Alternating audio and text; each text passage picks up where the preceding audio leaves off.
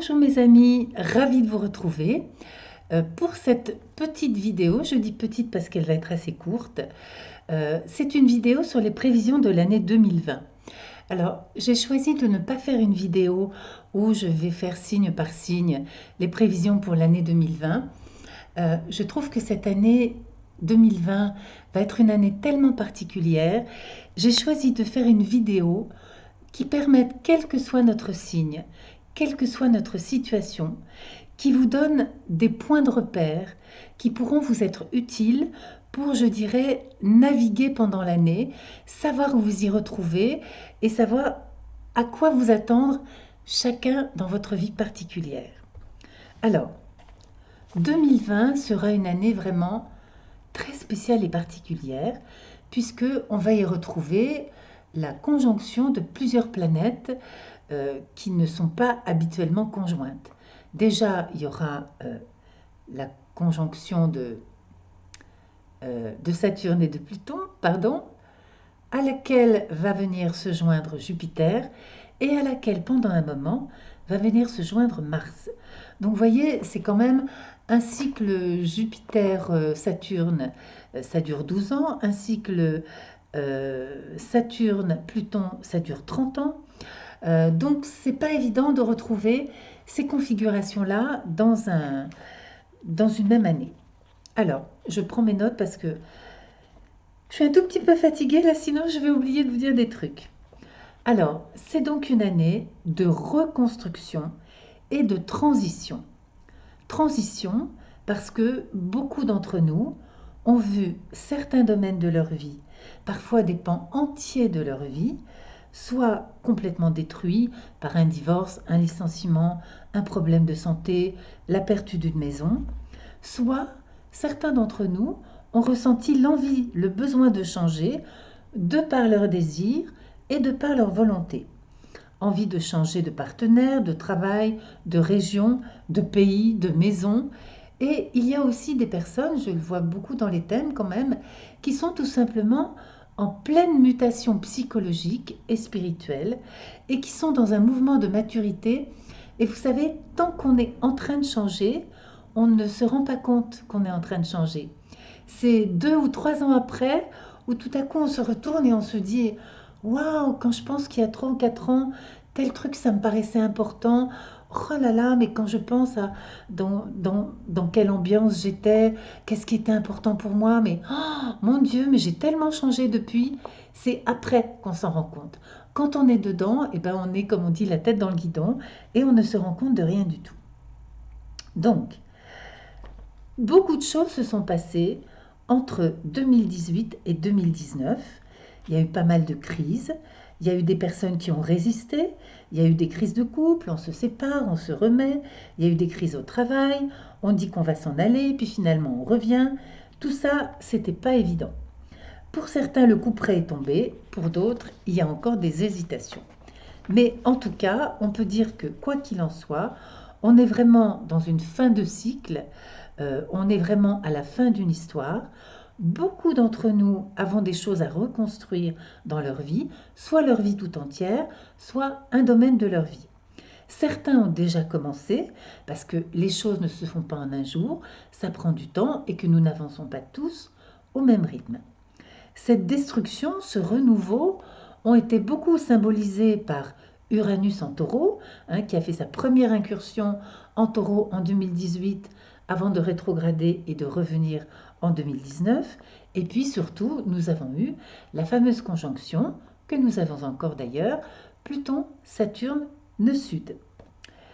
Alors, ce que je vais vous dire maintenant, ce sont des choses qui sont valables, quel que soit votre signe, votre ascendant, et quelle que soit la maison même dans laquelle cette fameuse conjonction Pluton-Saturne nœud sud se produit.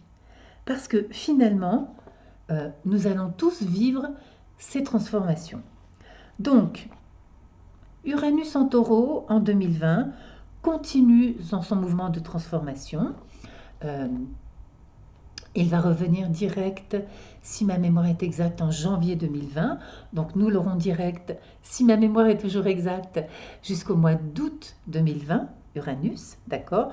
Donc dans son action de nous pousser à vivre d'une manière plus authentique, plus simple, plus proche de la nature.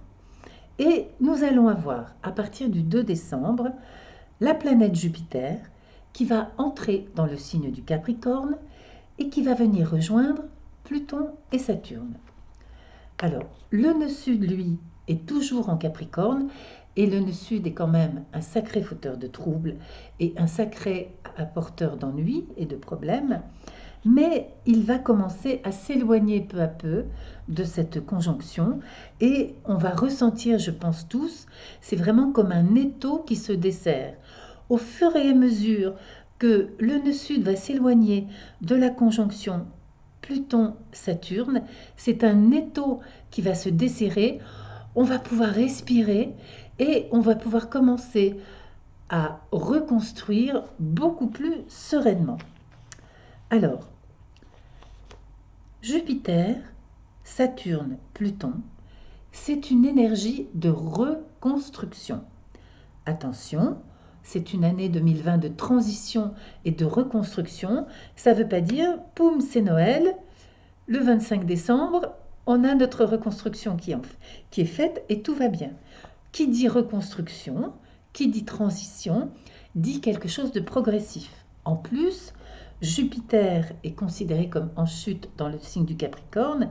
Ça veut dire qu'il est moins puissant dans son action de protection ou d'amélioration. Néanmoins, il n'en reste pas moins Jupiter, mais surtout, il va se teinter de l'énergie du signe qu'il transite, le Capricorne, qui est une énergie de rigueur, de labeur, d'effort, de responsabilité, qui est une énergie de travail durable au long cours dans lequel nous ne relâchons pas nos efforts. Donc Jupiter va venir nous apporter quand même un zeste de, non pas de légèreté, mais quand même un zeste d'optimisme et de facilité dans cette reconstruction qui va néanmoins nous demander, encore une fois, des efforts et du travail, de la persévérance, de la discipline, tout ça dans la continuité. Donc c'est vraiment tout le long de l'année 2020 et pour certains 2021, pour certains vraiment en 2021 c'est bon, ils auront achevé, je dirais, leur phase de transition et ils vont plonger vraiment dans un nouveau cycle. Pour certaines personnes, il va falloir attendre même 2022, mais tout en vivant des améliorations progressives et lentes. Alors, les choses ne seront pas forcément faciles, d'accord, mais si on fait des efforts, on va y arriver. Avec Saturne et Jupiter ensemble, si on fait des efforts, on va réussir à mettre en place ce qu'on veut mettre en place et à réaliser ce que l'on veut réaliser. Pour ceux qui n'ont changé, ni de travail, ni de partenaire de vie, ni de maison, ça peut être tout simplement une façon nouvelle d'aborder la vie qui va se faire peu à peu, une question de maturité, une manière de vivre à la fois plus respectueuse de leurs besoins affectifs ou privés, mais tout en étant attentif néanmoins à trouver un meilleur équilibre avec les besoins des autres et les besoins de la société. Se respecter soi-même permet de mieux respecter les autres. Maintenant, cette année, nous allons donc avoir, et c'est un peu le but de ma vidéo, des points de repère dans cette reconstruction. Alors, je ne vais pas parler là, dans cette vidéo, ni des éclipses, ni des rétrogradations de Mercure. J'en parlerai au fur et à mesure dans les vidéos sur les lunaisons, d'accord? D'autant plus que, comme je l'ai dit lors de la dernière vidéo, souvent on impute à Mercure rétrograde trop de choses et on exagère. Je vais parler du reste. Alors, le 12 janvier, la conjonction Saturne-Pluton sera exacte. Elle sera donc au maximum de sa puissance. Le nœud sud ne sera plus dans l'orbe de la conjonction. Uranus aura repris sa marche directe. Nous allons donc vraiment, avec Jupiter qui sera là en train de se rapprocher depuis le 2 décembre, entrer de plein pied dans cette belle énergie de reconstruction. En février 2020, Jupiter, qui sera déjà en Capricorne depuis le 2 décembre, rentre dans l'orbe de la conjonction à Saturne, qui elle-même est déjà conjointe à Pluton. Donc ça va venir apporter encore, vous voyez, à chaque fois, je dirais entre janvier et même entre le 2 décembre, où Jupiter entre en Capricorne, et le mois de mai, fin avril, début mai, nous allons être dans un mouvement crescendo, assez fluide, dans lequel nous allons pouvoir commencer à poser des jalons pour reconstruire et dans lequel nous allons avoir de plus en plus de ressources, de plus en plus d'aide, de plus en plus d'énergie pour pouvoir commencer à opérer cette reconstruction. Donc en février, c'est Jupiter qui rentre dans l'orbe de la conjonction à Saturne, qui va donc apporter encore un peu plus son aide à cette reconstruction, je dirais son aide quand même heureuse, d'accord, son aide épanouie et épanouissante, parce que même si on va devoir faire des efforts, être dans la discipline, je pense que la plupart d'entre nous, nous allons quand même pouvoir trouver un peu de plaisir pour ceux qui ont choisi leur changement. Et pour ceux qui le subissent, je pense aux personnes qui ont été licenciées ou aux personnes dont leur partenaire a choisi de divorcer, vous allez pouvoir certainement trouver, quel que soit votre signe et votre ascendant, et quelle que soit la maison dans laquelle ça tombe. Et lors des commentaires de la dernière vidéo, une personne me demandait « mais comment je sais dans quelle maison ça tombe ?» C'est pas compliqué. Là où vous avez eu des changements en 2018 ou en 2019, eh bien c'est dans cette maison-là, dans ce domaine-là de votre vie, que vous allez pouvoir commencer à vous reconstruire. Parce que sinon après, il faut voir le thème pour voir exactement dans quelle maison ça se passe. Donc, le 17 février, la planète Mars rentre en Capricorne et va donc venir prêter main forte à Jupiter, à Saturne et à Pluton. Donc vous voyez, c'est vraiment comme si, je sais pas, ça me fait penser à quand on monte une sauce ou un gâteau, hop, on rajoute un ingrédient, et Mars, qu'est-ce qu'il va donner? Mars en Capricorne est exalté, donc Mars va donner beaucoup d'énergie pour une action dont les effets seront extrêmement durables. Donc c'est vraiment du pain béni pour nous que nous ayons au mois de mars, du coup, une conjonction Mars-Jupiter, Pluton et Saturne. Ces 4 planètes seront toutes ensemble dans une orbe de conjonction. Donc ça va être vraiment un moment très très très fort. Vous savez, c'est comme enclencher une nouvelle vitesse dans la voiture, là, broum, vous allez démarrer, ça va être magnifique. Ensuite, vont commencer des événements zodiacaux importants qui pourront marquer pour certains soit une réflexion. Bon ben voilà, entre janvier et fin mars, j'ai accompli telle chose. Qu'est-ce que j'ai envie de modifier maintenant? Où j'en suis? Quelle est la prochaine étape à venir? Donc ça peut être un moment de réflexion, de réorganisation, de réajustement, qui vont commencer le 26 avril. Alors, il va y avoir, entre le 26 avril et entre fin novembre, à vrai dire, enfin le 15 novembre exactement, donc pendant presque 6 mois, il va y avoir un train de rétrogradation des principales planètes qui vont à chaque fois venir poser des jalons, des points de repère supplémentaires sur notre route. Donc, quand Pluton rétrograde, c'est souvent un moment où on se questionne, où on se dit, voilà, jusqu'à présent j'ai fait ça, est-ce que c'était vraiment la bonne chose à faire? Est-ce que je suis contente ou contente de ce que j'ai mis en place jusqu'à présent? Qu'est-ce que j'ai encore envie de modifier? Souvent aussi, quand Pluton rétrograde, j'ai vu dans le thème des gens, dans le passé, au moment de la rétrogradation de Pluton, pile au début, tac, il se passe quelque chose. Donc ça peut être une nouvelle rencontre, un nouveau travail, pourquoi pas. Au mois de mai, alors vous allez voir au mois de mai, il va se passer beaucoup de choses. Déjà, le 6 mai, le nœud nord vrai de la Lune passe en Gémeaux. Attention, les astrologues travaillent qui avec la lune noire vraie, qui avec la lune noire moyenne.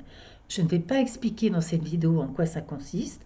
Je l'expliquerai en 2020, ça fait partie de mes projets dans des cours astrologiques. Mais selon que l'on parle de la lune noire vraie ou moyenne, on ne parle pas forcément des mêmes dates.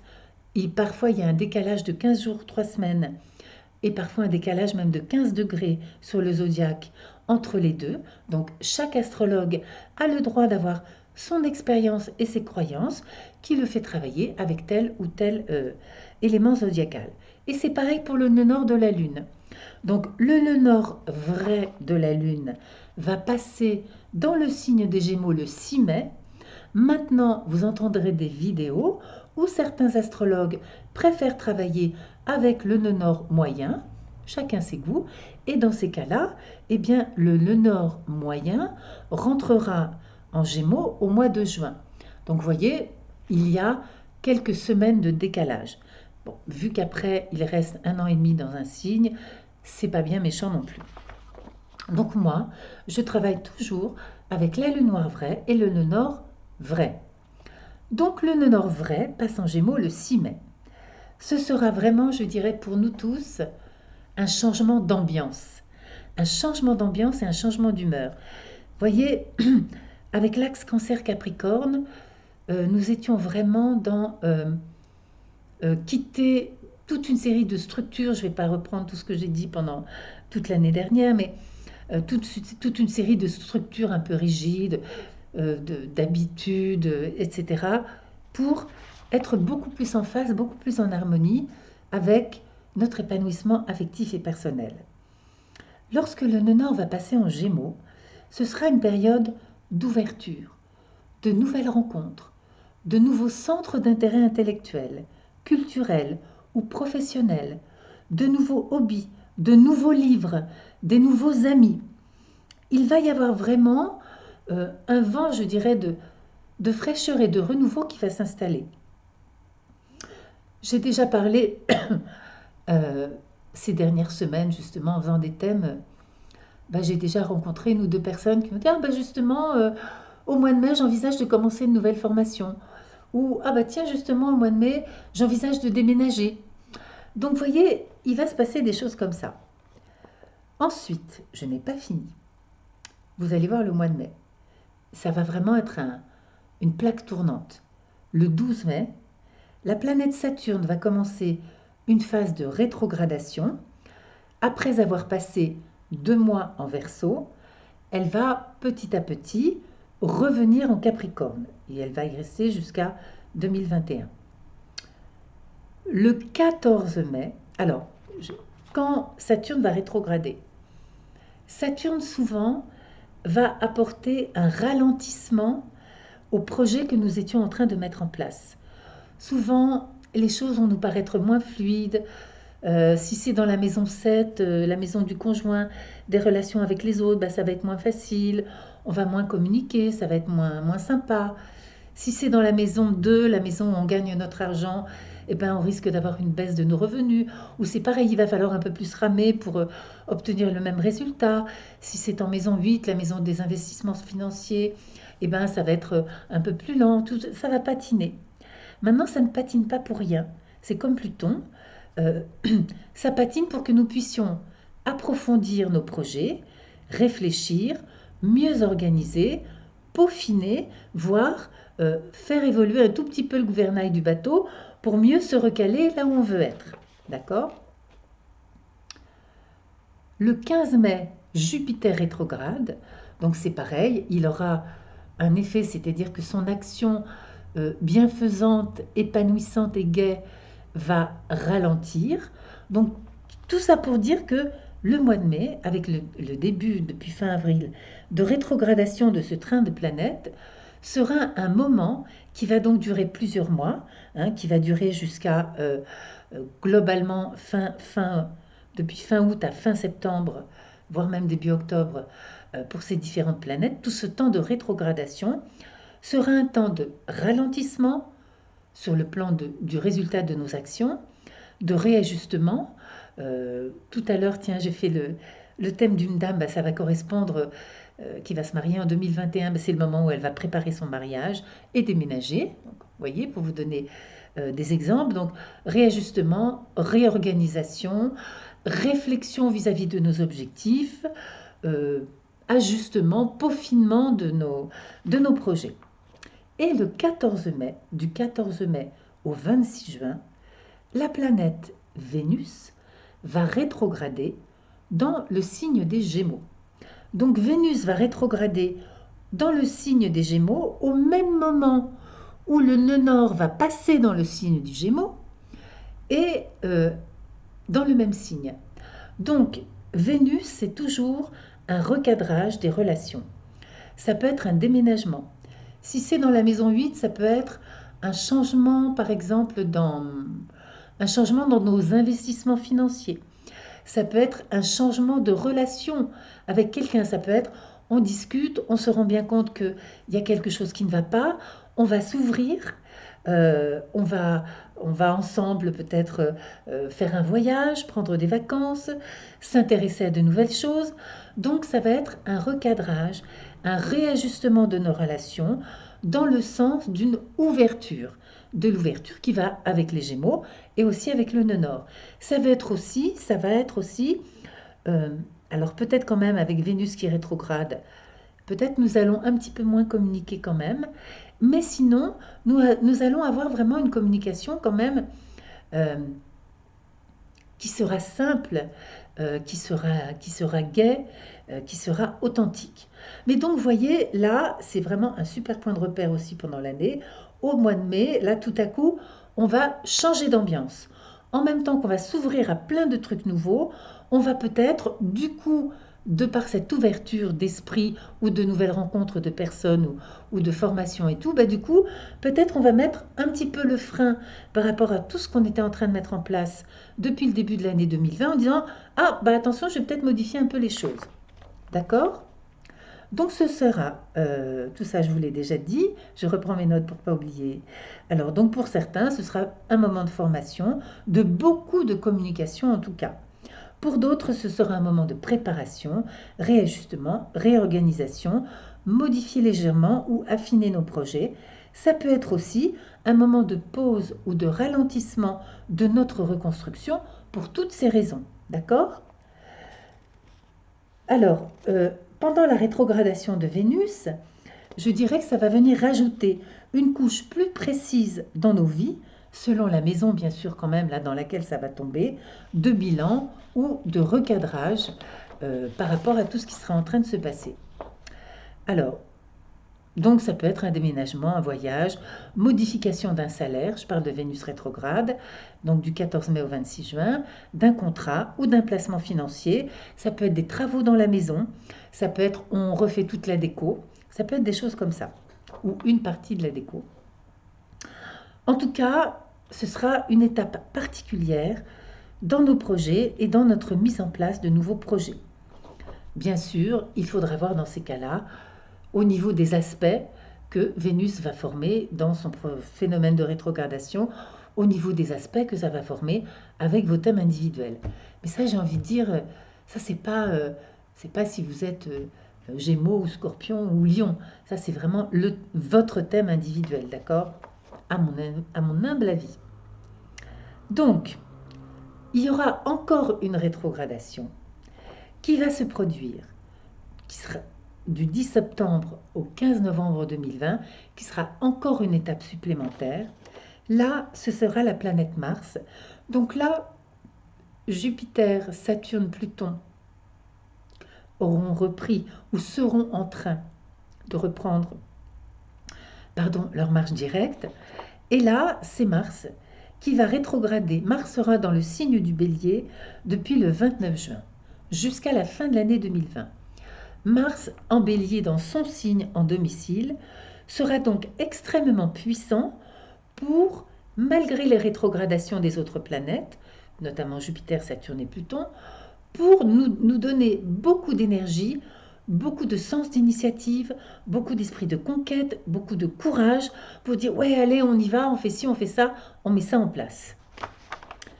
Les thèmes que j'ai faits là, ces dernières semaines, les rétrogradations de Mars, j'ai vu, c'était beaucoup quand même au niveau professionnel ou au niveau de la maison où il y avait des choses qui se passaient.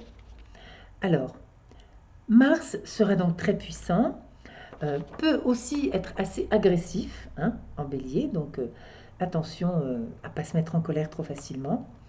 Mars va donc rétrograder pardon, à son tour et se retrouver donc du 10 septembre au 15 novembre dans une situation d'immobilisation totale ou partielle.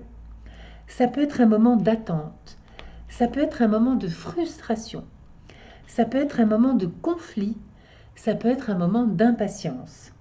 Donc là, il faut voir les maisons dans lesquelles ça tombe. Navré de ne pas pouvoir vous dire plus, mais là, il faut vraiment voir les maisons dans lesquelles ça tombe et les aspects que ça forme avec les planètes précises de votre thème natal. Là, je trouve que ce ne serait pas juste de dire, si vous êtes taureau, ça va être comme ça, si vous êtes scorpion, ça va être comme ça. Non. Là, il faut quand même voir les aspects du thème natal. Mais en tout cas, ce sera un nouveau jalon dans, je dirais, notre chemin de transition de l'année 2020. Alors, ça peut être aussi pour certains un problème de santé, Mars en bélier, si ça tombe en maison 6, ça peut être une petite intervention chirurgicale, un truc comme ça. Mais en tout cas, ça veut dire que Mars va être extrêmement freiné, voire immobilisé, selon le thème natal, dans son élan pour continuer à mettre en place des choses. Donc dans ces cas-là, il ne faudra pas s'énerver. Il faudra essayer de ne pas s'impatienter, ni de ne pas être anxieux. L'autre jour, j'ai fait le thème d'une dame, et elle, ça tombait dans sa maison 10, la maison de la carrière.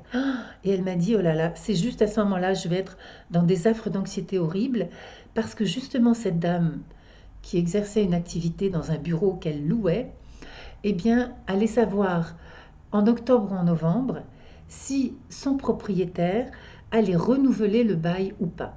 Je ne veux pas dire trop pour dévoiler, mais donc vous voyez, c'était quelque chose de capital et de très important pour elle. C'était un cabinet médical, donc c'est important de le savoir. C'est pas non plus évident de trouver comme ça un nouveau cabinet médical. Donc, voyez comment. Donc là, elle m'a dit oui, moi je serais en effet dans un moment d'attente, d'impatience terrible. Mais j'aimerais tellement rester dans mon cabinet que je ne vais pas chercher un autre endroit, je vais attendre d'avoir la sentence de si je peux rester ou pas. Donc vous voyez, genre de choses qui peut se passer avec ce Mars qui va rétrograder. Alors, nous allons avoir exact aussi, et donc là oui, je voulais vous dire, essayez de ne pas générer trop d'anxiété, pardon, pas trop d'impatience, et simplement d'attendre mi-novembre, la fin de la rétrogradation de Mars, pour que les choses reprennent leur cours normal. Je voudrais vous signaler aussi que le 16 août 2020, Uranus, qui va être en marche directe à partir du mois de janvier 2020, va recommencer à rétrograder toujours en taureau. Donc là aussi, il pourra entraîner des surprises ou une modification dans notre reconstruction. Et en décembre 2020, Jupiter et Saturne, pas Pluton qui va rester en Capricorne pendant encore un certain nombre d'années, mais Jupiter et Saturne vont rentrer dans le signe du Verseau et dans un certain nombre de thèmes, ils vont changer de maison. Ce sera encore un nouveau cycle, une nouvelle étape qui va vraiment nous permettre d'avancer encore dans notre vie, puisque dans notre vie, nous nous transformons tous, toujours, tout le temps, et tout change dans la vie tout le temps. Donc, nous allons continuer notre chemin. Et nous allons continuer notre chemin en accord avec Uranus, puisque Jupiter et Saturne seront dans le signe du Taureau.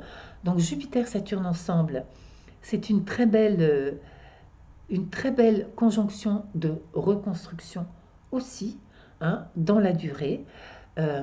Une reconstruction tournée vers des valeurs d'écologie, d'altruisme, réformatrice, de renouveau. Et très, très imprégné de fraternité et de solidarité avec les autres. Voilà mes chers amis. Bon, j'ai oublié mon papier où je marque d'habitude mon email pour faire le thème. Et en plus, maintenant, on n'a plus accès avec la nouvelle façon dont YouTube nous permet techniquement d'enregistrer. On ne peut plus mettre des choses dans la barre d'infos sous la vidéo. Donc, je mettrai mon adresse email et le nom de mon site dans la description de la vidéo. Pour ceux qui veulent faire des thèmes, désolé, à ce jour, nous sommes le 26 novembre, jour de la nouvelle lune. La liste d'attente, là, c'est jusqu'en avril. Pardon, je suis désolée. C'est qu'à un moment, il y a eu une telle quantité que j'ai du mal à aller plus vite. Voilà, en tout cas, voyez, je pense que ces points de repère nous seront utiles à tous pour le 2020, l'année 2020. On pourra se dire, ah tac, c'est là, je m'attends à ce que, je ne suis pas déçu. Si je sens qu'il y a un ralentissement, c'est normal, c'est le moment des rétrogradations. Je continue à réfléchir. Pendant ces rétrogradations, encore une fois, peuvent se produire aussi des choses très agréables, hein, comme cette dame dont j'ai fait le thème tout à l'heure, là, qui va et déménager et préparer son mariage. Donc, c'est quand même plutôt sympa. Voilà, donc je nous souhaite à tous une magnifique année 2020, la plus facile possible. Et je vous dis à bientôt pour la prochaine pleine lune, qui est, je crois bien, le 12 décembre. Je vous embrasse, merci de m'avoir écouté. Bye bye.